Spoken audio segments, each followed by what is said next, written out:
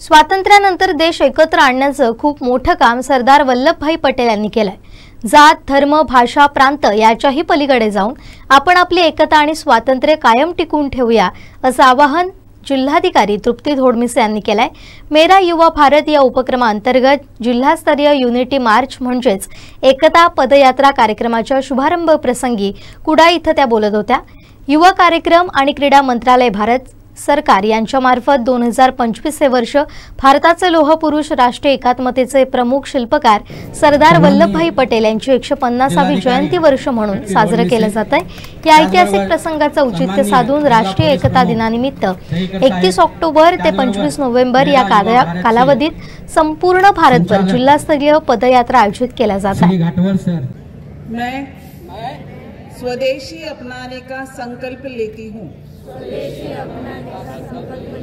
मैं प्रतिज्ञा करती हूँ कि दैनिक जीवन में यथासंभव भारत में निर्मित वस्तुओं का ही उपयोग कर आत्मनिर्भर भारत बनाने में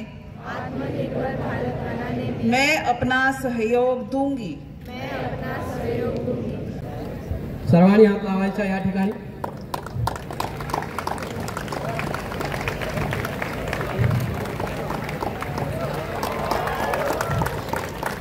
यानंतर मी सर्व मान्यवरांना व जिल्हाधिकारी मॅडम विनंती करतो की ह्या पदयात्रेसाठी आपण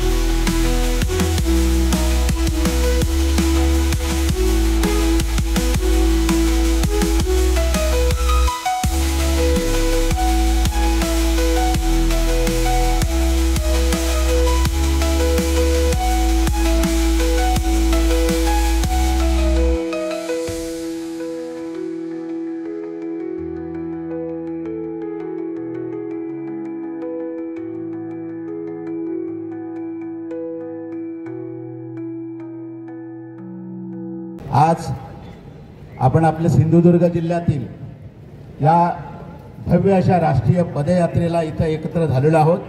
आपल्या सर्वांना माहीत असेल की सरदार वल्लभभाई पटेल यांचं जे कर्तृत्व राष्ट्रीय एकात्मतेसाठी त्यांनी दिलेलं योगदान हे आजच्या तरुणापर्यंत पोहोचवणे। भारत स्वातंत्र्य 1947 रोजी झाला, तरीही आपल्या देशामध्ये जे संस्थानिक राज्य होती ती राज्य भारतामध्ये विलीन होण्यासाठी मागे पुढे येत होती, तेव्हा सरदार वल्लभभाई पटेलांना सर्वांना आव्हान केलं, सर्व जे संस्थानिक राजे महाराजे होते की त्याने आपल्या देशामध्ये विलीन व्हावं. आणि जसं की आपल्याला माहिती आहे की 31 ऑक्टोबर 2025 रोजी आपण सरदार वल्लभभाई पटेल, जे भारताचे लोहपुरुष म्हणून ओळखले जातात, यांची 150वी जयंती साजरी केली. आणि त्यानिमित्तानेच आपल्याला केंद्र शासनाच्या निर्देशानुसार आज आपण इथे कुडाळ शहरामध्ये युनिटी मार्च काढत आहोत आणि त्याचं उद्घाटन झालेलं आहे असं मी जाहीर करते. त्याचप्रमाणे मेरा भारत युवा केंद्र, शिक्षण विभाग, NSS, NCC या युनिट्सचं मी कौतुक करते, कारण या नियोजनात त्यांनी सक्रिय सहभाग घेतला. आज या युनिटी मार्चची पार्श्वभूमी जी आहे ती आपल्याला घाटवळ साहेबांनी आत्ताच सांगितली की देशाची एकता टिकून राहण्याचा संदेश आपण घेऊन जाणार आहोत. कारण स्वातंत्र्यानंतर देश एकत्र आणण्याचं खूप मोठं काम सरदार वल्लभभाई पटेल यांनी केलं आणि ते आपण टिकवून ठेवायचं आहे. आपलं स्वातंत्र्य जसं आपण 75 वर्षांनी टिकवून ठेवले, त्याचप्रमाणे जात, धर्म, भाषा, प्रांत, प्रदेश याच्याही पलीकडे जाऊन आपण आपली ही एकता कायम टिकवायची आणि पुढच्या पिढ्यांपर्यंत देखील हाच संदेश पोहोचवायचा. हेच या युनिटी मार्चचा हेतू आहे. आज पुन्हा एकदा या कार्यक्रमाच्या निमित्ताने मी सर्वांना शुभेच्छा देते आणि सर्वांचा आभार व्यक्त करते.